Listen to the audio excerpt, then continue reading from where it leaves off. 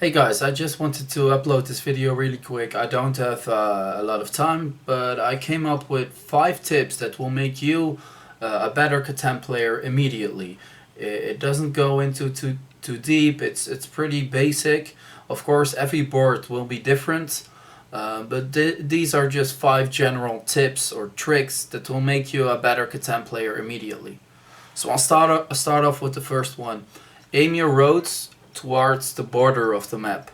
That way you have more chance to get to your next settlement. If you aim your roads towards the center of the map, you might think, oh yeah, that's the best way for me to expand to.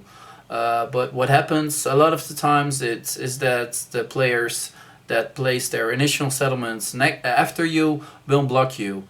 And that way you will have to build 2 roads the other way to get to your first settlement. So, of course, as I said, every board is different, but in general, try to aim your roads towards the borders.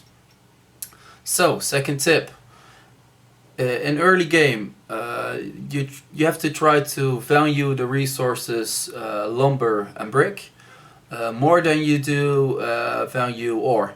In the late game, you value ore, and maybe also in the mid game already. But in the really early game, understand that lumber and brick are very important resources. You need it to expand, and without getting to 4 villages at least, it's very difficult to win a game. So make sure value your brick and your lumber in the early game. So let's go for the third tip. Don't get emotional, guys.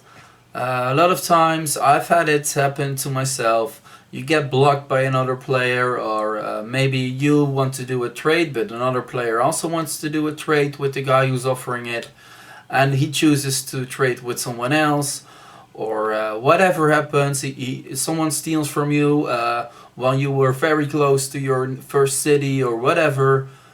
Don't get emotional. Try to keep it business. It's nothing personal. It's just business pretty much. Don't get emotional. Don't go for revenge. Don't get angry. Just focus on your own game. So your fourth tip, it is, if someone wants to trade with you, always make sure to ask for something extra. Maybe he offers, for example, he offers you a wool for your ore, and you are in need of wool, and you can get rid of the ore. So for you, it seems like a good trade, but remember, he's the one asking for a trade. He needs to do something this round. Maybe he has 8 resource cards in his hands, and he doesn't want to pass his turn, because he will lose his cards. He needs to do something. So always remember, if someone asks you something, first try to get something extra.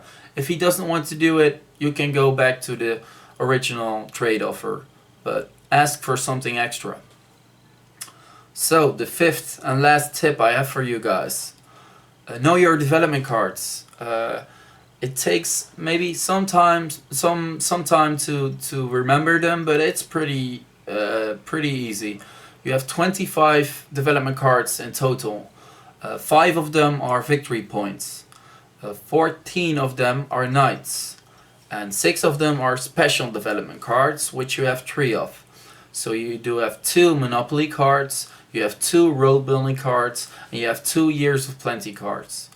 So roughly speaking, you have 3/5 of a chance to get a knight, you have 1/5 of a chance to get a victory point, and you have 1/5 of a chance to get a special development card.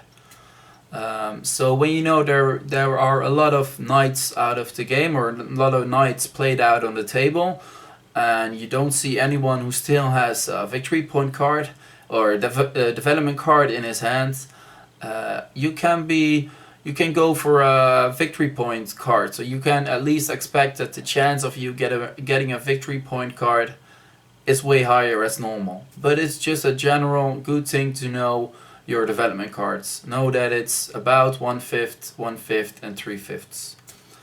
So that are all the tips for today. I think it's a pretty easy to remember tricks and tips to immediately make you a better Catan player. So hopefully you can beat some of your friends with my tips. try to implement them. If you have any questions about them, don't hesitate to ask in the comments. I will read them and I will reply to them. If you enjoyed the video, be sure to also check out my other videos. I do live streams of Catan in which I explain my thought process while playing games. I also am working on Catan guides. As of now, there's only one video of it online, but if you are interested in becoming a better Catan player, be sure to check out my other content and also to subscribe for new and future content. So thank you guys for watching and see you the next time.